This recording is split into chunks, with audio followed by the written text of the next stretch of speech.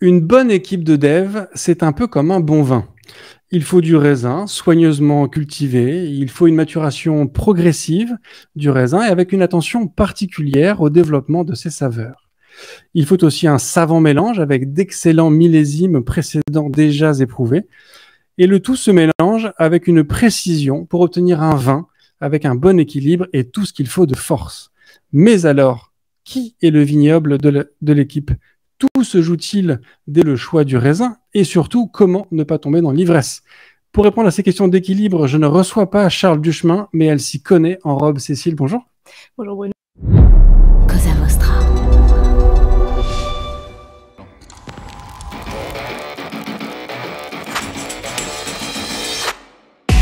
Bonjour, je suis Bruno Soulez, je suis un dev, D-E-V, pour différents, extraordinaires et visionnaires. Bienvenue dans If This Then Dev, le podcast qui veut résoudre le problème avant de passer au dev. Chaque semaine, je recevrai un expert pour décoder un sujet ou une tendance de notre formidable métier d'artisan du numérique. Sans en faire un tuto, nous parlerons d'une techno ou de notre quotidien de dev. Une discussion sans boucle, sans condition, mais compilée, afin d'en comprendre tous les éléments avant de passer au dev. Ce podcast est une production Cosa Vostra, où nous codons comme nous accompagnons nos clients, en étant différents, extraordinaires et visionnaires. Alors Cécile, est-ce que tu pourrais te présenter pour les gens qui ne te connaîtraient peut-être pas? Ouais, donc Cécile, je travaille dans la tech depuis 2006. J'ai travaillé chez Capgemini, Ubisoft, Criteo et maintenant Pigment. Donc Pigment, on est une start-up, enfin bientôt un peu plus que ça. Et on fait un logiciel en SaaS de business planning, donc c'est de la planification financière en fait. Et donc je suis arrivée en tant qu'engineering program manager en avril 2021. Et voilà, maintenant on est une petite équipe, on est 3, et voilà, je continue un petit peu sur ma lancée de ce que j'avais démarré chez Criteo, où j'avais déjà ce poste. Quand tu dis que vous êtes 3, c'est que vous êtes 3 sur le rôle de PM. Ouais, tout à fait. Okay. Et vous étiez combien de personnes quand tu as commencé chez Pigment?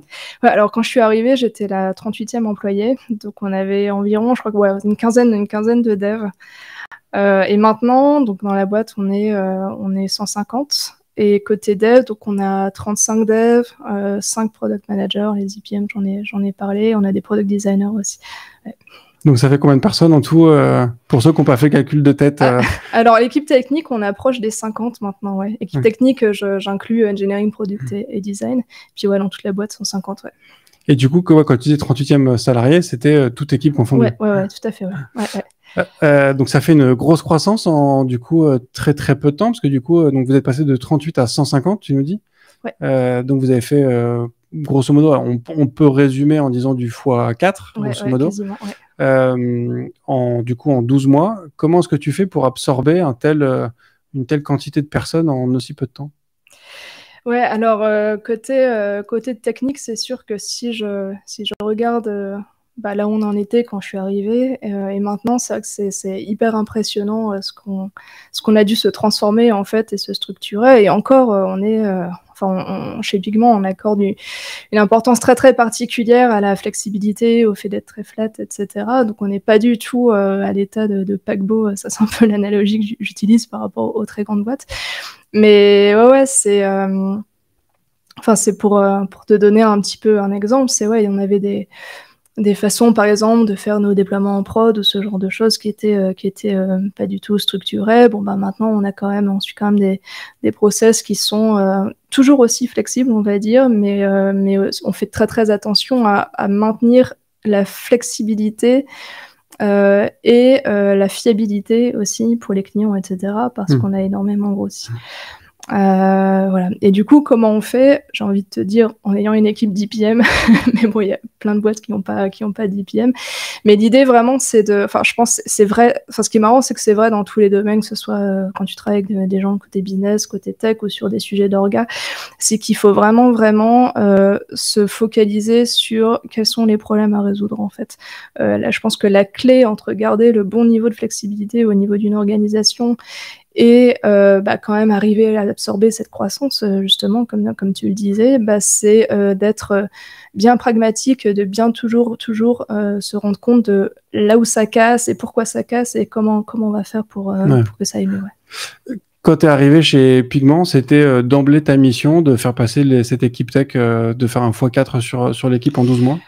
On n'avait pas d'objectif chiffré, mais on savait quand même que ouais, c'était quand même une croissance assez importante. On en avait parlé donc avec Romain Nicoli, mon boss, en décembre, et il y avait peut-être 25 devs, et on a commencé à se dire bon bah on devrait l'année prochaine on arrivera à 40 quoi. Donc mais c'était pas quand même pas très chiffré, mais on savait qu'on allait croître vite, ouais.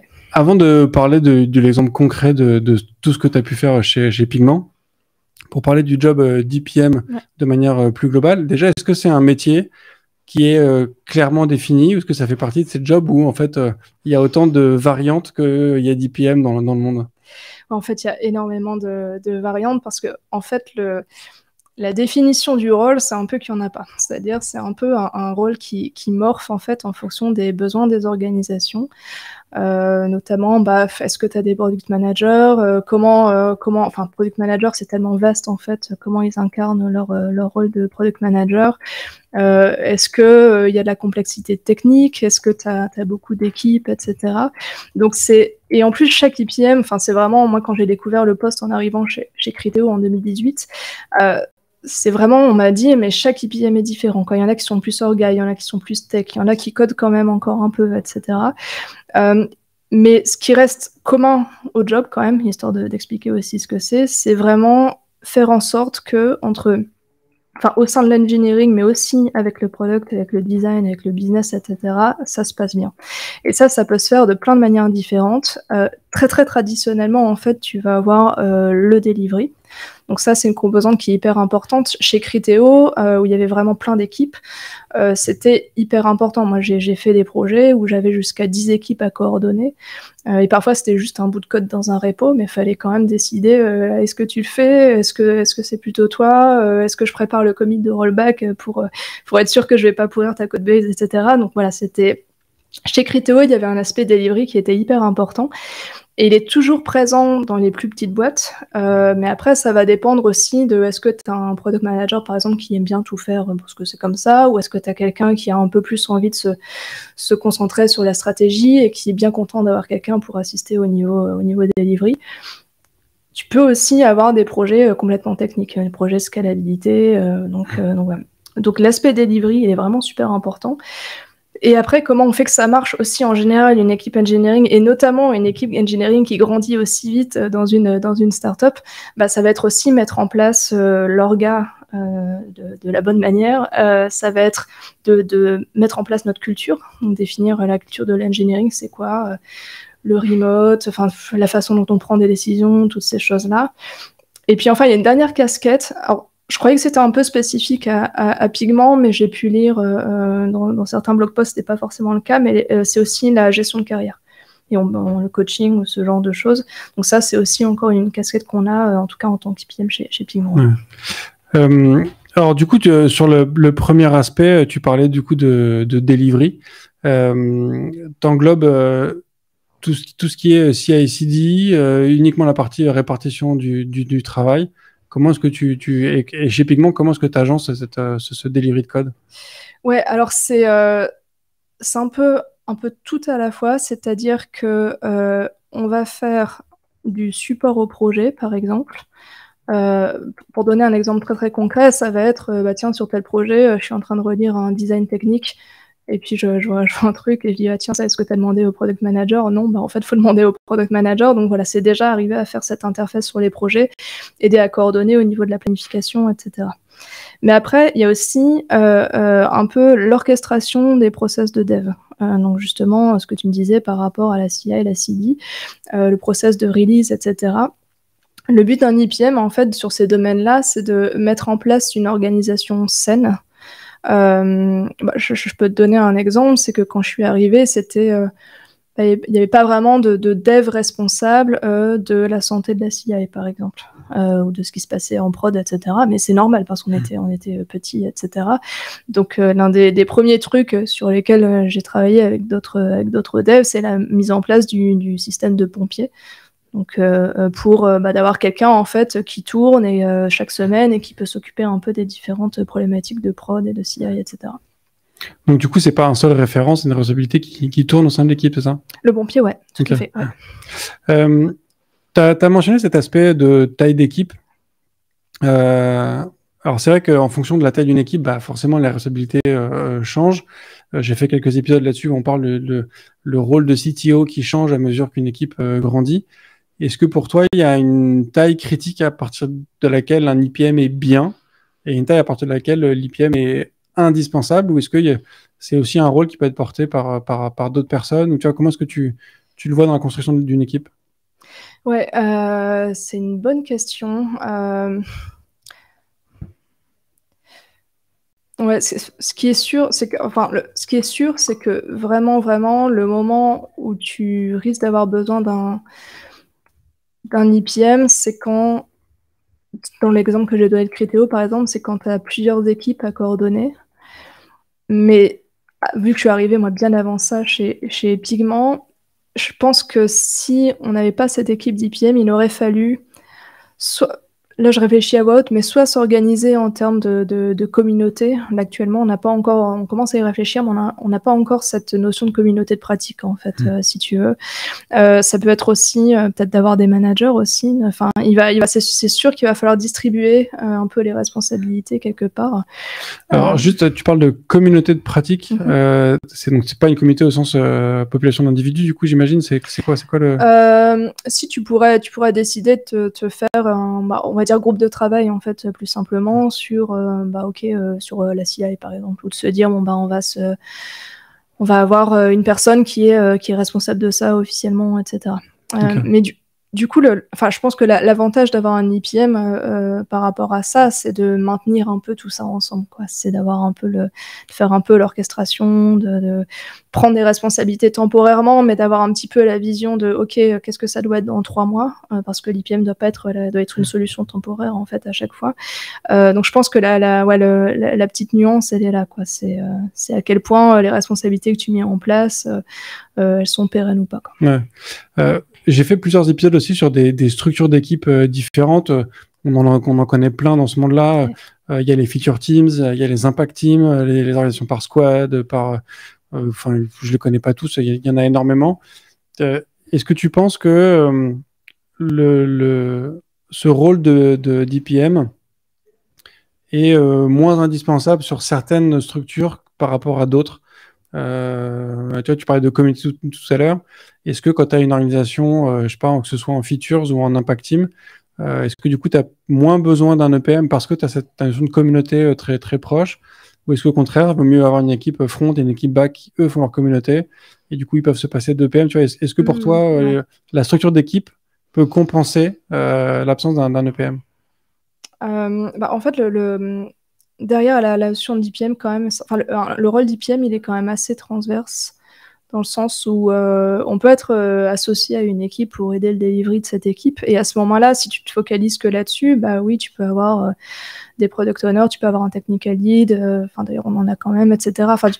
En tout cas, effectivement, si tu te focalises juste sur le périmètre d'une équipe, tu as probablement, même au-delà de la structure, mais des rôles au sein de l'équipe qui permettent de faire le travail d'IPM. Tu peux avoir même quelqu'un d'un peu technique, mais qui a une bonne compréhension business et qui aime bien bosser sur les sujets produits, et ça marche. Après, là où les structures d'équipe ne changent rien, c'est au niveau transverse, quoi. C'est vraiment s'organiser, justement, comment on va faire pour définir ces équipes, faire en sorte qu'on bosse bien tous ensemble, réfléchir un peu à la culture, vraiment mettre de l'huile dans les rouages, en fait, à tous les niveaux de l'organisation, engineering, product et design. C'est là que ça sera la structure d'équipe répondra pas à la question. Quand tu parlais aussi de... Donc là, on a vu toute la partie avec l'équipe de dev, on a parlé des tech leads et compagnie. Il y a aussi du coup la relation avec le ou la CTO. Est-ce que du coup, il y a un partage... Parce que tu vois, on sent que c'est un rôle qui est quand même très proche de la direction, parce que tu es quand même sur une gestion d'orga et de gestion de l'équipe. Est-ce que du coup, cette variété des implémentations de ce rôle d'IPM dans les différentes boîtes, c'est aussi parce qu'en fait, il y a une question de répartition des rôles avec le rôle de CTO. Et du coup, en fonction des boîtes, en fonction des personnalités, tu peux avoir un CTO qui va choisir tel ou tel aspects, là où de l'autre côté, une CTO peut choisir tel ou tel principe. Tu vois, est-ce que c'est dû à ça ou est-ce que c'est quand même assez clair sur le rôle côté CTO et le rôle côté IPM? Je pense que c'est assez clair. Le truc, c'est que le réflexe que j'ai quand tu me dis ça, c'est que je me dis le CTO, c'est une seule personne. Et en fait, les IPM, c'est vraiment, tu vois, on est déjà 3 pour 35 développeurs. Et en fait, il y a tellement de choses à faire. En fait, à la limite, le CTO, c'est sûr que sa vision va être hyper importante pour développer les IPM. En gros, pour développer aussi la vision côté engineering, programme management. Mais ouais, après, ça dépend aussi de ce que tu mets derrière le rôle de CTO. Aussi. Ouais. Mais je suis pas sûre que ça dépend de tant que ça. En fait, je pense qu'il y a tellement de besoins dans une organisation engineering, product et design. Et puis voilà, tu peux choisir d'y répondre avec des IPM. Et je suis pas sûre qu'il y ait un overlap, non. Ouais. Mais du coup, tu as quand même besoin que ce rôle de CTO, cette direction, entre guillemets, favorise, aide, ou en tout cas accompagne les changements que va amener l'IPM au quotidien. Il faut que ce soit incarné, c'est ça le mot que je cherchais, que ce soit incarné du coup par la direction. Ouais, tout à fait.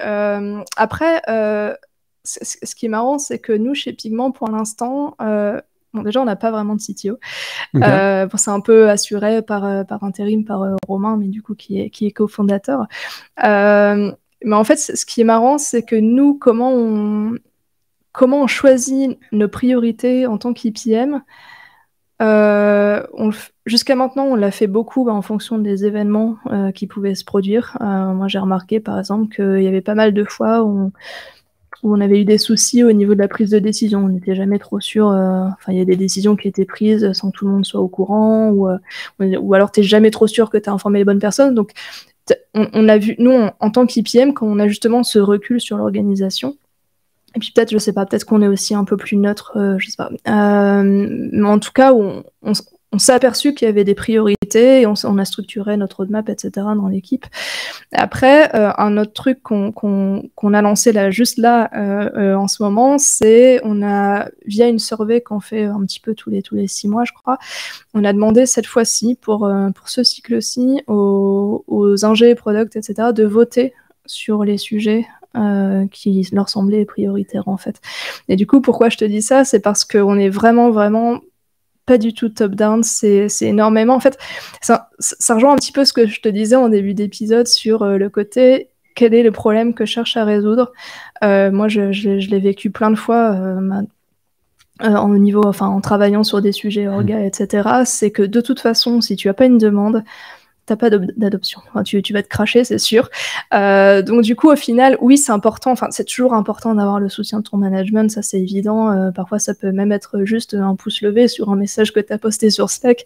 Mais en revanche, pour l'instant, chez Pigment, le mot qui me vient, c'est limite crowdsource, quoi. Mais on est vraiment maître un petit peu de la vision qu'on a pour l'engineering. Ouais. Okay. Donc du coup, pour revenir à la question de Régine, sur la question de taille d'équipe pour le rôle de PM, pour toi, il n'y a pas forcément une règle, il n'y a pas un nom précis, quoi. Ouais, c'est exactement. Vraiment... Ouais. Okay. Et du coup, pour revenir à la question qui était induite avant que je te change sur cet aspect-là, donc c'est sur l'aspect delivery. Je trouve ça un peu flou, ce terme delivery. L'idée, c'est quoi? C'est moi, j'ai tendance de comprendre ça comme la CI/CD, donc ou l'usine logicielle, comment faire en sorte de produire du code de qualité. Est-ce que toi, tu en as une vision peut-être différente Ah ouais, alors en fait, moi là, le delivery, j'avais plus en tête ce qu'on appelle chez nous les project as a service. Donc c'est vraiment plus d'accompagner les équipes pour les aider à livrer.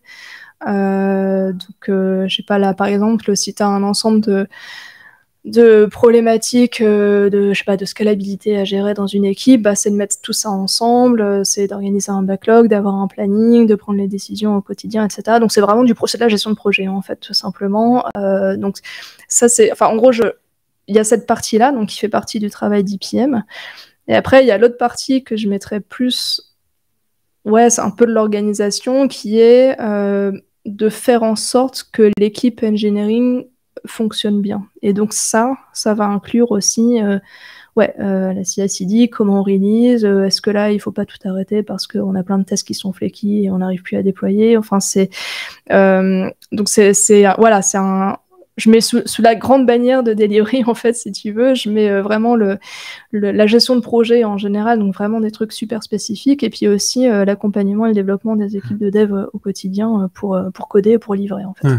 Mais du coup, tout ce que tu fais sur ces notions de delivery, ça impacte l'équipe de dev, mais pas que. Parce que dans ce que tu évoques, moi, je vois des choses qui vont toucher les PM, les PO, et du coup, par percolation, le reste, enfin, l'intégralité de l'entreprise, en fait. Ouais, tout à fait. Ouais. Bah, c'est encore plus vrai. Enfin, pour te donner, je parlais un petit peu des process de release à un moment. Bon, on s'est posé la question il y a quelques mois de fiabiliser un petit peu plus notre process de release. Et là, c'est sûr, oui, ça veut dire, on a vraiment sécurisé le fait de faire une release par jour. Et ça, oui, bah forcément, on met du code en prod tous les jours, donc ça impacte toute la boîte. C'est encore plus vrai, je pense, au niveau process, tu vois, si on se penche sur la prise de décision, ça peut aussi impacter les process RH autour de l'équipe engineering, etc. Donc oui, forcément, tu peux avoir un impact qui est au-delà de ça, quoi. Ok. Alors du coup, aussi dans une équipe qui grandit aussi vite chez Pigment en aussi peu de temps, il y a beaucoup de questions qui me viennent moi, sur ce sujet que je trouve vraiment passionnante. Enfin, je trouve le sujet passionnant, on verra si mes questions le sont. Le premier point, c'est comment tu choisis la répartition dans tous ces recrutements que tu fais entre juniors et expérimentés? Parce que j'imagine que tu n'as pas recruté que des seniors, tu n'as pas recruté que des juniors. Peut-être que si tu nous le diras. Mais du coup, comment est-ce que tu gères cet éventail? Alors, nous, chez Pigment, on a quand même, je pense, je saurais pas te donner le chiffre, mais on a quand même recruté pas mal de seniors, surtout dès le début. Parce qu'en fait, il y avait un produit à lancer. Il y a aussi un historique qui est qu'on est un certain nombre à venir de Criteo. Donc forcément, si tu vas aller très très vite pour lancer un produit de qualité, donc on a beaucoup de seniors. Et après, le truc, c'est que c'est aussi hyper important d'avoir des juniors pour apporter un regard neuf sur ce qu'on fait, en fait. Enfin, c'est vraiment un élément clé de la diversité. Mais après, l'idée, c'est... on n'a pas vraiment de quota, en fait, si tu veux. C'est plus en termes au niveau du process de recrutement. Pour l'instant, on n'a pas baissé la barre, en fait, depuis le début. Mais après, c'est juste que oui, en fonction de... Enfin, tu vois, par exemple, on peut prendre des stagiaires. Si on voit un junior qui vraiment dépote bien en entretien, on va le prendre, etc. Donc, on n'a pas vraiment d'objectif chiffré parce qu'on a vraiment une priorité de sortir le produit, en fait. Et puis après, ça joue vraiment au niveau du recrutement, quoi. Ok. Et du coup, rétrospectivement, tu penses que tu as fait quel ratio entre des seniors, des confirmés et des juniors? Je saurais pas te dire. Ok. Ouais. Du coup, tu as parlé aussi de l'aspect... non, pardon, ça c'était dans ma tête.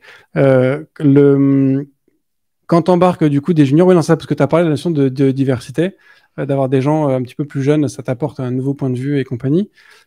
Quand t'embarques des gens moins expérimentés dans l'entreprise, forcément, tu as un onboarding qui va être assez suivi pour les faire monter rapidement. Ouais.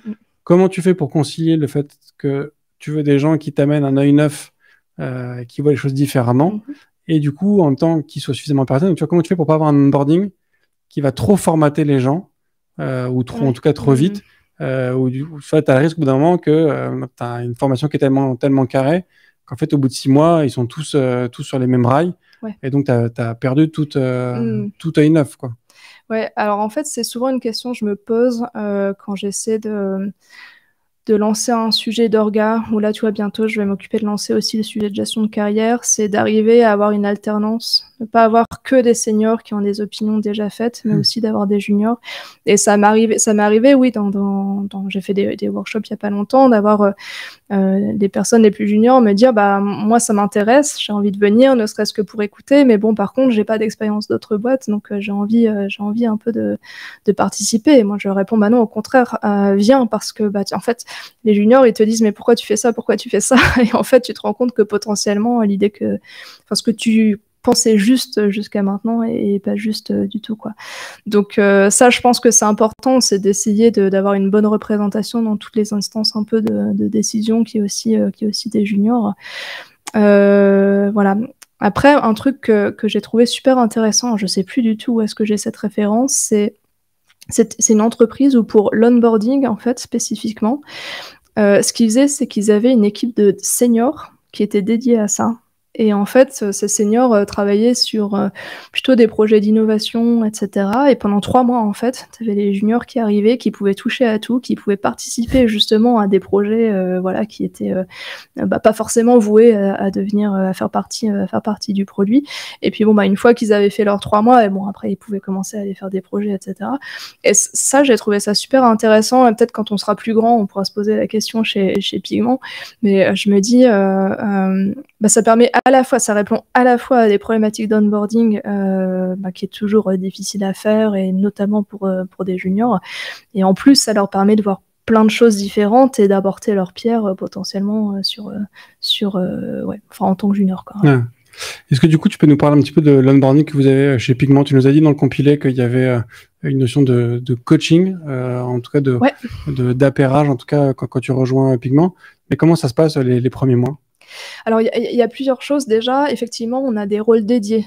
Donc, on a un buddy qui est vraiment la personne. C'est un rôle qui a une durée de vie d'1 mois, en fait, donc qui va vraiment accueillir la personne, s'occuper de son setup, l'amener à son premier commit, etc. Et puis répondre à vraiment toutes les questions que la personne peut avoir en rejoignant la boîte. Et après, on a ce coach aussi qu'on assigne dès l'arrivée de la personne, et qui va pouvoir faire un suivi. En général, c'est une demi-heure, 1 heure toutes les 2 semaines, etc. Donc ça, c'est la première chose qu'on fait.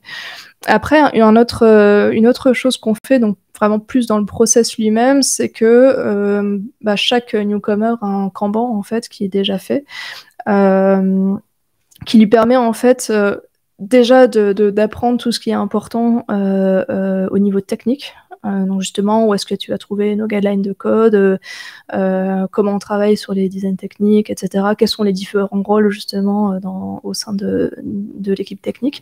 Donc on a ça. Et après, un truc qui est hyper important, c'est que on a besoin, en fait, Pigment, c'est un produit qui est quand même assez complexe. On a besoin que les personnes qui travaillent dessus, et d'ailleurs tout le monde, un designer compris, captent bien le produit. Et toute la boîte, en fait, a accès à des trainings qu'on peut aussi donner à nos clients et à nos partenaires, en fait.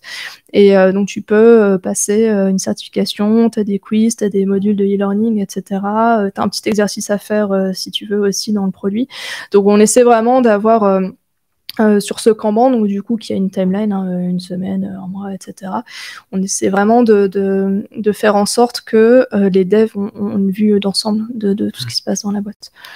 Et alors du coup, ce Kanban, je trouve ça assez intéressant comme idée, en fait. Donc tu crées un ensemble de tâches qui sont les mêmes pour toutes les personnes qui rejoignent la boîte. Le but, c'est de leur mettre le pied à l'étrier un petit peu. C'est ça un peu l'idée. Tout à fait, ouais. Mais donc, du coup, tu nous dis il y a des étapes première semaine, 2 semaines et premier mois. Au bout de combien de temps quelqu'un qui rejoint Pigment va faire son premier commit? À quel moment le Kanban commence à diverger? Alors, normalement, il ne code pas la première semaine, parce qu'en plus, il y a plein de meetings d'onboarding, etc. Tu peux envisager un commit la 2e semaine, sachant au début, on va plutôt essayer de te mettre sur des petites tâches ou sur des bugs, des choses comme ça. Et donc, ouais, tu peux viser un commit la 2e semaine. Et après, ouais, commencer à te sentir un peu plus à l'aise sur ton composant et ton projet. Je pense même plus d'1 mois. Je pense quand même, ouais, il faut... Enfin, évidemment, tu vas commencer à shipper des features au bout d'1 mois, ou des bouts de features, etc. Mais pour être vraiment à l'aise, je pense qu'il faut compter 2-3 mois.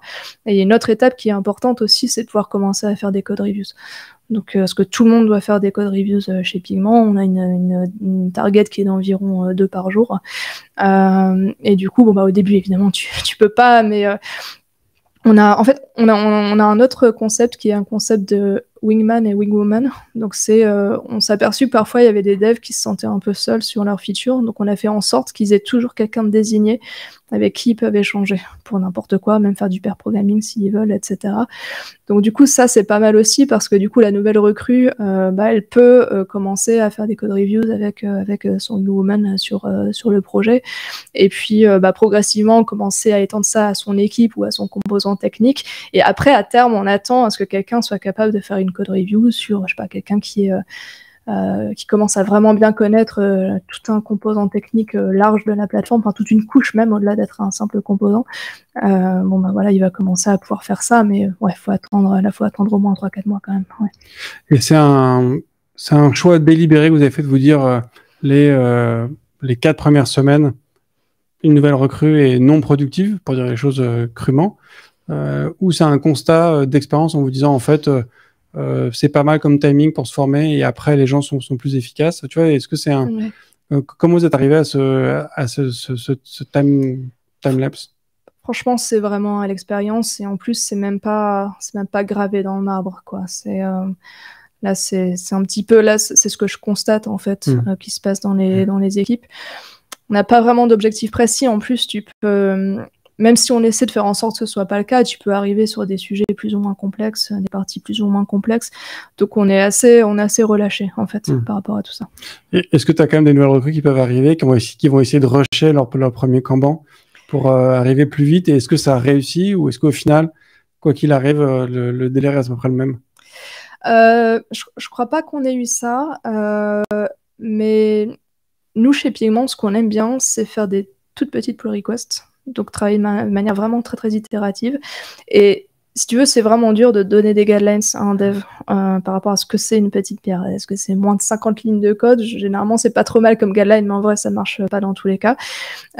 Comment t'arrives un peu à atomiciser ton code, puis parfois t'as pas le choix, puis t'es quand même obligé de sortir un truc énorme parce que ça touche à beaucoup trop de fichiers. Et ça, c'est une difficulté, c'est qu'il y a effectivement parfois des gens qui arrivent de l'extérieur et qui ont l'habitude d'être responsables de leurs features ensemble, donc ils vont pas faire leur commit jusqu'à ce qu'ils aient sorti, qu'ils aient codé toute la feature. Et pour nous, en fait, quand ça arrive en code review, c'est vraiment terrible. Voilà, c'est terrible à revoir. Ouais. Ok. Alors du coup, ça me donne à peu près un segue pour passer sur le sujet d'après, qui est comment est-ce que tu gères la dette technique en tant que PM, et j'imagine que ça fait partie de tes responsabilités. Ouais. Alors ça fait qu'1 an que tu es là, donc il y avait peu de dette technique quand tu es arrivé, parce que vous avez fait vos 3 ans, donc vous commencez à rentrer dans ces sujets de dette technique de manière importante. Est-ce que sur cette année qui s'est écoulée, est-ce que tu as réussi à mettre en place des actions pour faire en sorte qu'elle réduise, ou en tout cas qu'elle n'explose pas? Ouais, alors en fait, il y a vraiment, je pense qu'il y a vraiment peut-être un peu deux types de dette technique. Tu as celle qui est court terme, celle où vraiment il faut que tu te lances dans un gros refacto qui va te prendre peut-être pas un trimestre, mais facilement 1 mois ou 6 semaines. Et en fait, quand c'est la petite, entre guillemets, dette technique, ça dépend un petit peu de la composition de l'équipe. Nous, on a 8 équipes de dev. Je crois qu'on en a peut-être 6 qui répondent à peu près à la définition de feature team. Et là, ce que j'ai remarqué, c'est que dans ces équipes-là, c'est beaucoup plus simple d'attaquer la dette technique parce que tu as un ownership technique qui est beaucoup plus clair. Donc du coup, tu as quand même une personne en général qui lead un peu, enfin tu as un technical lead en fait tout simplement sur ces équipes-là, donc du coup qui est vachement plus à même d'avoir une vue sur un backlog. Et puis tu peux discuter avec le product manager et arriver à négocier. Tiens, il y a une équipe par exemple qui a dit là vraiment on aimerait bien avoir 2 semaines pour appuyer sur le bouton pause et puis pouvoir gérer des bugs, des petites dettes, etc. Bah oui, ok, on l'a fait, etc. Après, il y a les plus gros sujets de dette technique qui t'arrivent soit parce que dette technique, soit aussi parce que parfois t'as des composants sur lesquels que tu as fait au début, sur lesquels tu travailles jamais vraiment beaucoup, etc. Puis à un moment, tu te dis, il va peut-être falloir qu'on s'y mette parce que y a tel milestone qui nous arrive, etc. Donc là, ce qu'on a fait, on a fait le premier cycle de ça au trimestre dernier, c'est que on a lancé tout simplement la roadmap technique. Donc moi, j'ai un binôme côté tech, donc on s'est vraiment mis à 2 sur le sujet. On a fait un appel à projet. Donc tous les devs pouvaient contribuer et soumettre leurs idées. Donc on a eu 30 projets sur ça. Et après, on s'est organisé, on a fait une revue, on a fait des votes, etc. Et en fait, tu avais plusieurs catégories de projets. T'en avais, c'était en fait, c'est pas si gros, mais on a juste besoin d'un go pour dire, ok, c'est une bonne idée, fais-le. Et puis ça c'est super, on a donné le go en séance et c'est parti. On avait des choses où c'était, où la personne savait très bien que c'était plus, en fait, faudrait plutôt écrire un plan et puis présenter vraiment le projet, mais au moins pareil, on donne un go, vas-y, tu peux commencer à réfléchir dessus, ça nous semble intéressant. Et à la fin, on est arrivé avec 6 projets vraiment, vraiment défendables. Donc chaque personne qui avait proposé son projet et qui était retenu a pu préparer un pitch qui a été fait par le lead technique engineering au product manager, et voilà, et tous les projets ont été approuvés parce qu'on avait fait vraiment ce travail préliminaire. Ouais. Ok. Alors donc du coup sur la dette technique, c'est à chaque équipe de déterminer elle-même sa dette technique et de décider du coup quand est-ce qu'elle va essayer de la rembourser ou pas. Ouais, en fait, dans ce cas-là, on partait vraiment de rien, donc on l'a bootstrap avec l'ensemble des devs. Mais après, l'idée, ouais, ce qui serait bien, c'est à travers justement des leads techniques un peu plus formalisés par rapport à ce que je te disais sur les feature teams. Ce qui serait bien, c'est que ce soit en fait beaucoup plus roulant, qu'il y ait un peu une espèce de backlog de dettes techniques qui soit connu, etc. Et voilà, qu'on ait un peu plus d'ownership vis-à-vis de cette dette. Et est-ce que, je sais pas, vous avez des process ou des règles en place qui ont pour objectif de réduire la croissance de cette dette technique? Ou tu restes juste sur une théorie du Boy Scout en te disant les gens vont coder proprement et... En fait, on a quand même énormément de guidelines. Donc ouais, alors si quand même. Alors déjà, ça se trouve dans les guidelines de code en général. Après, dans dans l'appel à projet qui a été fait, il y avait certains projets qui visaient à ça. C'était de se dire, ce pattern, en fait, ça nous prendra un temps fou de nettoyer la code base, mais par contre, maintenant, on va arrêter de l'utiliser. Donc, on a ça. Et après, on a un troisième axe qui commence à se lancer pas mal, et moi j'adore quand ça se produit. C'est par exemple, ça s'est matérialisé par les front devs qui se sont créés un channel Slack et où ceux qui s'occupent des migrations techniques en fait. Et ils font ça au fil de l'eau. Donc ce qui est pas mal, c'est que t'as pas besoin de budgéter un projet. Ils font ça au fil de l'eau. Donc là, ils sont en train de faire la migration React 18. Avant, il y avait d'autres composants, on voulait monter vers Material 5, etc. Et en fait, ils se chargent de ça, ils se répartissent les tâches. Alors, quand c'est Material, c'est facile parce que tu dis... Enfin, c'est pas facile parce que c'est un plat de spaghetti, mais tu peux quand même te dire, moi, je fais un composant l'un après l'autre. Et commence à y avoir des petites initiatives comme ça qui se lancent, des task force. Et là, pour le coup, ça permet de traiter la dette technique au fur et à mesure plutôt que d'aller négocier avec un PM et devoir allouer du temps dessus, quoi. Et donc ça, c'est une culture d'entreprise que tu insuffles au quotidien pour qu'ils se sentent suffisamment à l'aise et partie prenante en disant, en fait, je peux aussi décider de comment je gère mon temps. Ouais, alors en tout cas, quand j'ai l'occasion de le dire, je le dis. C'est vraiment quelque chose que j'ai appris, si tu veux, en rejoignant Criteo en tant que PPM. J'avais un manager qui disait que le critère de succès d'un IPM, c'est quand son équipe a plus besoin de lui. Et tu retrouves un peu une variante de ça aussi dans n'importe quel poste de management. Tu sais, le manager qui doit se virer lui-même régulièrement, etc. Et pour moi, le rôle d'IPM, c'est ça, quoi.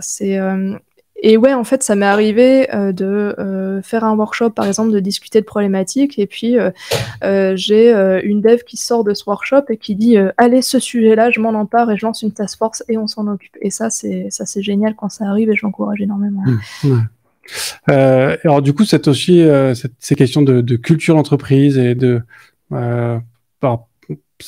ça touche un peu la partie orga, mais pas entièrement. Est-ce que ça fait partie de tes attributions où tu dois juste incarner ou appliquer la culture d'entreprise imaginée, on va dire, par la direction? Alors oui, ça fait partie de mes attributions, ouais. Enfin, les attributions de mon équipe, plus précisément. On s'est un petit peu organisé en workstream, et donc c'est quelqu'un de mon équipe qui est en charge du stream culture. Et donc, Alors après, on se répartit les rôles. C'est pour ça que moi, j'ai bossé sur la façon dont on prenait les décisions au sein de l'engineering. Là, mon collègue, il va lancer un sujet de partage de connaissances. Comment on fait pour partager la connaissance de la stack chez Pigment. Il y a plein d'autres sujets aussi, la cohésion en général au sein de l'équipe, etc. Donc oui, c'est vraiment quelque chose dont on est explicitement en charge. Ouais. Ok. Alors, j'essaie de retrouver mes questions, pardon. Et alors du coup sur toute cette partie de carrière, du coup donc tu nous as parlé des juniors, des gens plus et plus expérimentés. Comment est-ce qu'on passe du coup de junior à expérimenté? T'as des tracks de carrière qui sont en place. Il y a des paliers à passer, des badges à obtenir. Comment ça se fait? Bah alors justement, pour l'instant, on n'en a pas. Et c'est le gros projet que je dois aborder là au second semestre. Donc, il fait aussi partie des attributions de l'équipe. On n'en a pas tout simplement parce que jusqu'à maintenant, on n'en avait pas trop ressenti le besoin. Mais là, vraiment, on va commencer à y réfléchir. Et pourquoi en fait, il faut y réfléchir? Il y a plusieurs raisons. Déjà,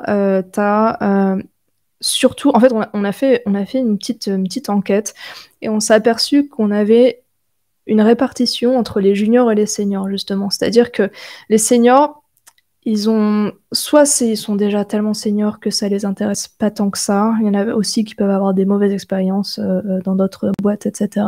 Donc les seniors sont au moins un peu réticents, ou ils ont au moins quelques réserves par rapport à un framework de gestion de carrière. En revanche, les juniors, ils sont très demandeurs. Et on a quand même le retour que c'est une stack qui est complexe et ils ont envie de savoir comment ils se positionnent, etc. Et en fait, donc ça, c'est la première raison, et qui est vraie dans toutes les boîtes. J'ai même lu que je crois qu'il y a des pays où c'est illégal de ne pas avoir de gestion de carrière dans les entreprises. Donc, il faut qu'il y ait un sens de progression de carrière chez Pigment. Donc, voilà, ça, c'est nécessaire. Après, on verra la manière dont on s'y prend. Et je pense qu'il y a plein de choses qu'on peut faire. Mais ça, c'est une raison qui est hyper importante. T'as une deuxième raison qui est, si tu veux faire un truc qui est trop léger, voire inexistant, comment ça se passe tes mécanismes de promotion, etc. C'est à la tête du client. Donc ça, c'est juste, il faut le but. C'est vrai pour le recrutement, c'est vrai pour les promotions. Il faut que ce soit structuré pour que ce soit juste.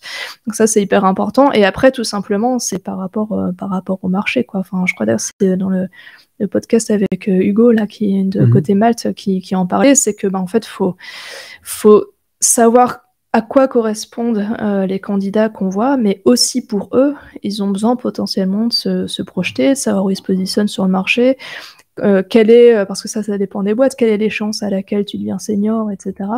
Donc, du coup, pour en revenir à ta question initiale, on n'y est pas encore, on se pose la question, et il va falloir qu'on traite en fait ces réticences et ces réserves.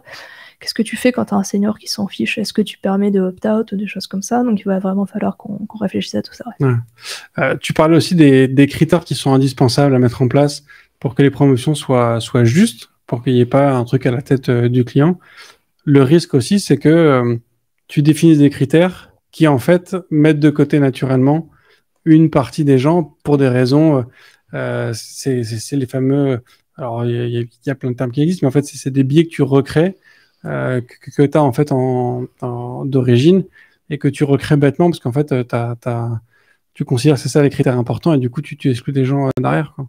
Ouais, c'est vraiment super intéressant que tu parles de ça parce que j'y pense assez souvent, mais dans le cadre de la diversité en fait, c'est comment tu définis la compétence en fait. Et parce que si tu la définis via un groupe de personnes très très homogènes qui ont déjà des idées arrêtées, c'est sûr que la compétence est biaisée, sauf qu'en fait on a l'impression d'être hyper factuel et objectif, alors qu'en vrai, on l'est pas du tout. On parlait des juniors, par exemple.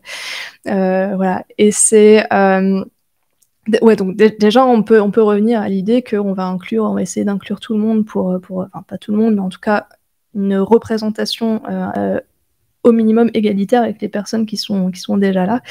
Moi aussi, un truc que j'ai fait, c'est que j'ai fait en fait un travail de recherche où j'ai rassemblé tout un tas de frameworks que j'ai pu voir, parce qu'il y a énormément de ressources disponibles en ligne.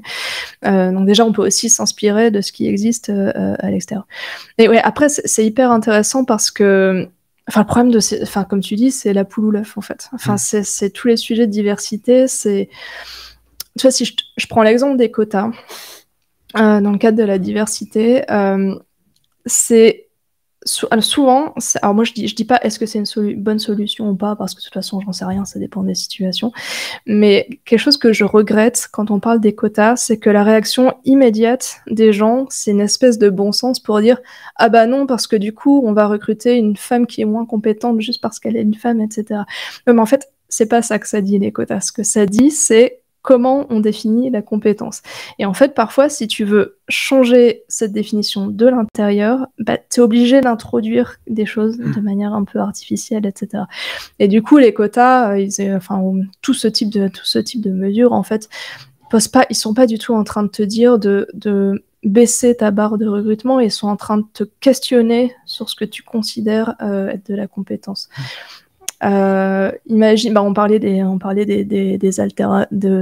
voilà, enfin, je vais reprendre. Statistiquement, en école d'ingé, en informatique, actuellement, tu as beaucoup plus de mecs que de femmes. Mais en revanche, tu as énormément plus de femmes dans, après j'ai pas les chiffres, dans la reconversion, l'alternance, etc.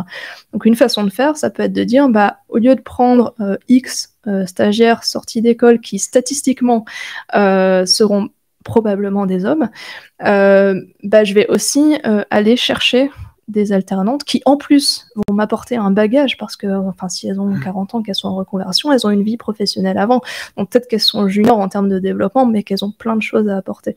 Et moi je crois vachement à ça, c'est-à-dire faut trouver des moyens, des objectifs, des choses pour intervenir vraiment, derrière les lignes en fait, vraiment. Les quelques étudiantes, alors parce que j'imagine j'aimerais que toutes les apprenantes de l'école Dada où j'interviens parfois écoutent ce podcast, mais je sais que c'est pas le cas. Mais j'imagine que les quelques-unes, en tout cas, qui écoutent, sont forcément rassurées du discours que tu peux tenir. Effectivement, je sais plus avec qui j'en parlais récemment, mais effectivement, ces profils en reconversion, c'est exactement ce que tu dis.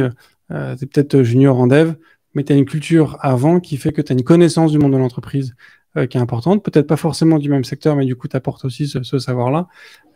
Et ça apporte énormément de richesse, en fait, au sein d'une équipe. Il n'y a pas uniquement le savoir technique. Et c'est vrai que je suis assez d'accord avec ce que tu dis. En fait, il faut redéfinir ce qu'on appelle la compétence, et ce qui permet du coup d'approcher les quotas de manière sur une autre philosophie, quoi. Et alors, du coup, aujourd'hui, cette notion de diversité chez Pigment, comment est-ce que tu la mets en place concrètement pour maintenir cette diversité, qu'elle soit ethnique, sociale ou genrée? Alors en fait, moi c'est là que je reviens un petit peu à la question de l'œuf ou la poule, c'est que si tu veux de la diversité, il faut de l'inclusion, et s'il faut de l'inclusion, il faut de la diversité. Pour expliquer un peu la distinction que je fais, alors, je vais reprendre une expression c'est pas moi qui l'ai inventée, mais c'est la diversité, c'est être invité à une fête, et l'inclusion, c'est être invité à danser. Donc, histoire de faire un peu la différence. En gros, l'inclusion, c'est vraiment, en fait, ça rejoint vachement la culture et ce qui se passe une fois que les portes sont fermées, etc. Et en fait, là, on vient de parler du fait que si tu veux de l'inclusion, il faut de la diversité parce que tu veux être capable de redéfinir tes valeurs en interne, en introduisant des profils plus variés, etc. Mais l'inverse est vrai aussi. C'est-à-dire que si tu n'as pas vraiment de pratique et de conviction au niveau de l'inclusion dans ta boîte, tu vas énormément avoir de mal à faire de la diversité. Pourquoi ? Parce que déjà, si tu n'as pas d'inclusion dans ta boîte, c'est que potentiellement, ton management s'en fiche. Et du coup, pour derrière arriver à fonder des initiatives, par exemple, de faire du sourcing beaucoup plus actif pour notre profil, etc., ça va être super compliqué. Deuxièmement, parce que si tu arrives à recruter des profils diversifiés, mais que ils se sentent pas bien et que c'est pas safe, etc., c'est cool, mais ils vont partir. D'ailleurs, il y a une stat, je sais plus quel est le pourcentage exact, mais il y a quand même beaucoup de femmes qui quittent la tech après 35 ans. Donc, quand on se focalise sur le fait qu'il y ait peu de femmes en école d'ingénieur, en fait, c'est une toute petite partie du problème. Il faut avoir envie de rester, il faut avoir des modèles, etc. Et du coup, je me dis de plus en plus, en fait, peut-être que le travail qu'on fait chez Pigment au niveau de la culture, si on arrive à faire vraiment une culture inclusive, mais vraiment, tu vois, j'ai même pas besoin de parler de groupe, là, tu vois, c'est vraiment pour tout le monde. déjà, on va atteindre des objectifs dans ce domaine-là. C'est de faire en sorte que tout le monde se sente à même de poser des questions, de proposer des choses sans se faire shooter sur Slack, par exemple. Ça va être de... Et ça, c'est un truc, je suis très contente parce que chez Pigment, on fait ça depuis le début, c'est de faire hyper gaffe, notamment dans les offres d'emploi, sur de l'élitisme techno qui sert vraiment pas à grand chose.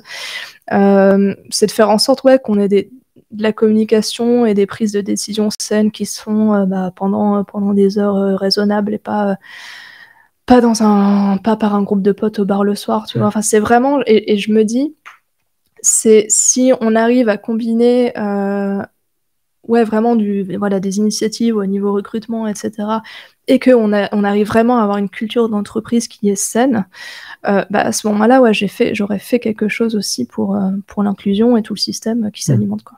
Ouais, je vois.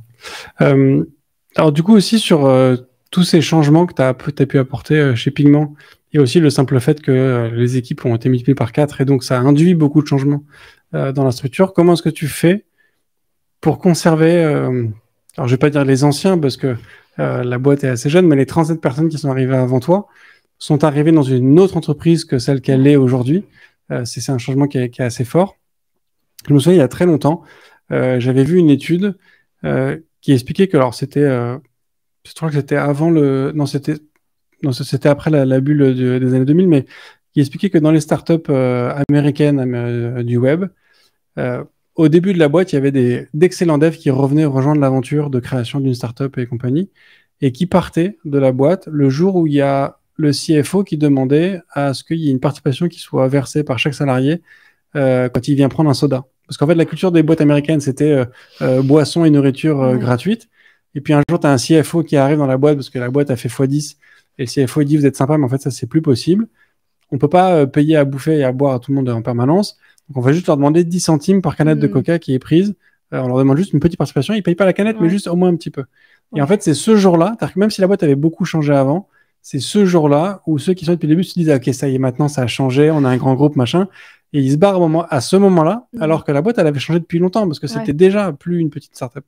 Mais tu vois, c'est une espèce de point d'ancrage qui symbolise le fait que maintenant, ça y est, c'est une boîte différente. Donc toi, avec tous ces changements que tu as apportés, comment ça a été vécu par les historiques, on va dire, plutôt que les anciens de l'entreprise, et comment est-ce que tu fais pour continuer à les inclure dans ce projet? Ouais, alors j'ai plein de réactions qui me viennent en tête, en fait. Alors là, est-ce que, déjà pour répondre directement à la question, est-ce que là, il y a pu y avoir du pushback, on va dire, sur ce qui a été fait? Non, parce qu'en fait, si tu veux, l'équipe IPM a été complètement formée en mars, et moi j'avais commencé un petit peu avant. Et on est passé, je sais pas, de 0 à 5% de tout ce qu'il y aurait à faire en quelques mois, et c'était des choses qui étaient, je pense, globalement attendues. Donc, je pense pas que dans le cadre de Pigment, aujourd'hui, on ait un problème. Peut-être qu'on va commencer il va falloir qu'on fasse attention, sur tout ce qui est gestion de carrière, etc. Forcément, par définition, c'est un sujet qui est clivant. Donc, voilà. Et c'est peut-être le premier vrai sujet compliqué d'un point de vue interpersonnel qu'on va avoir à gérer. Donc, c'est évident qu'il va falloir qu'on s'occupe de ça bien. Après, je vois très bien cette espèce de petit switch auquel tu fais référence. Je pense qu'il y a vraiment plein de choses. La première chose, c'est que déjà, il faut vraiment expliquer. Est-ce que dans le cas que tu donnes avec le payer le soda, est-ce que ça a été corrélé à des chiffres, en fait? Je sais pas. Peut-être que est-ce que les gens se sont rendus compte, OK, quels sont les objectifs de la boîte, quelles sont les difficultés du moment et pourquoi on fait ça, etc. Ça, c'est une première chose. Je pense qu'il y a une deuxième chose qui est qu'est-ce qui est vraiment important pour les devs. Pour moi, le pire, c'est quand tu commences à toucher à leur façon de travailler. Une canette de soda, c'est une chose, mais touche à leur spec sur leur PC et downgrade un petit peu les nouveaux laptops qui sont achetés. Et là, tu vas vraiment avoir des problèmes parce que ça va avoir l'air absurde. Donc là, forcément, je pense qu'il y a aussi voilà, il y a le sens de la mesure aussi, quoi. C'est pas la réduction de coûts à tout va, ça a vraiment aucun sens. Et après, je pense que c'est aussi une question de peut-être pour le coup, de savoir un peu gérer la négativité en général. Parce que ce que tu dis, même à le déchet d'une équipe, ça peut arriver.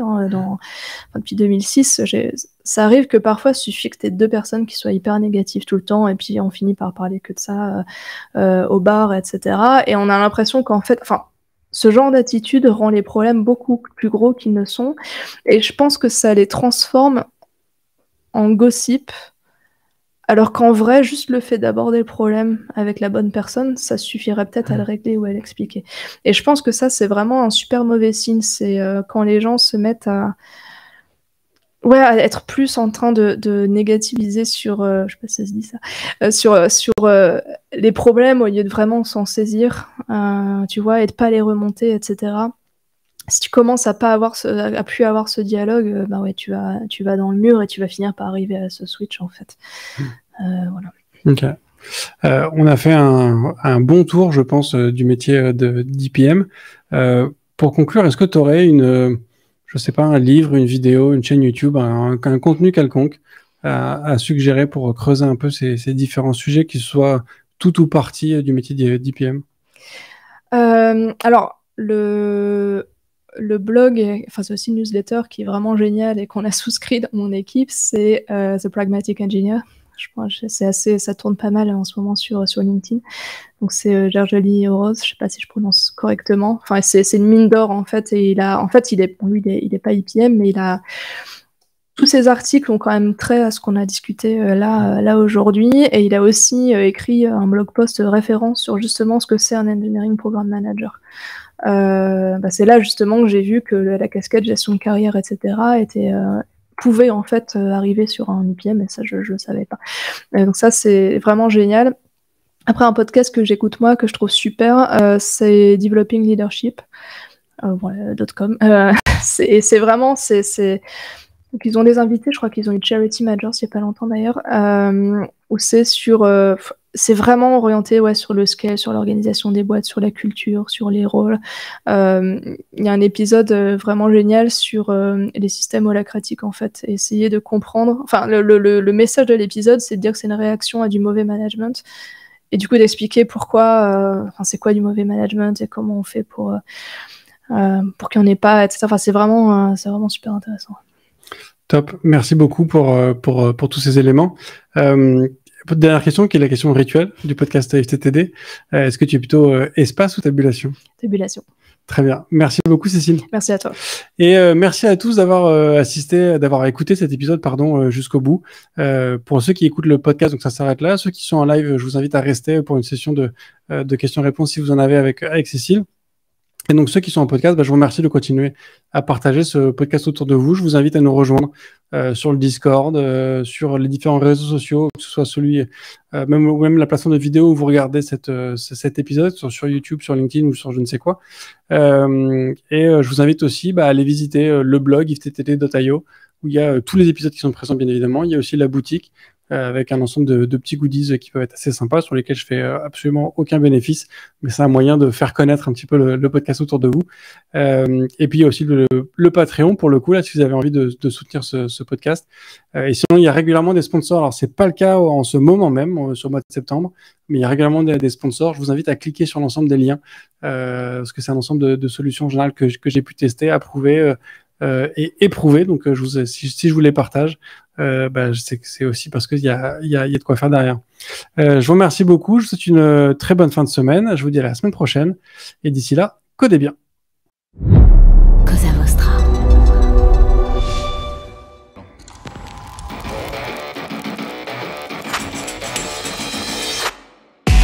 Bonjour, je suis Bruno Soulès, je suis un dev, DEV, pour différents, extraordinaires et visionnaires. Bienvenue dans If This Then Dev, le podcast qui veut résoudre le problème avant de passer au dev. Chaque semaine, je recevrai un expert pour décoder un sujet ou une tendance de notre formidable métier d'artisan du numérique. Sans en faire un tuto, nous parlerons d'une techno ou de notre quotidien de dev. Une discussion sans boucle, sans condition, mais compilée, afin d'en comprendre tous les éléments avant de passer au dev. Ce podcast est une production Cosa Vostra, où nous codons comme nous accompagnons nos clients, en étant différents, extraordinaires et visionnaires.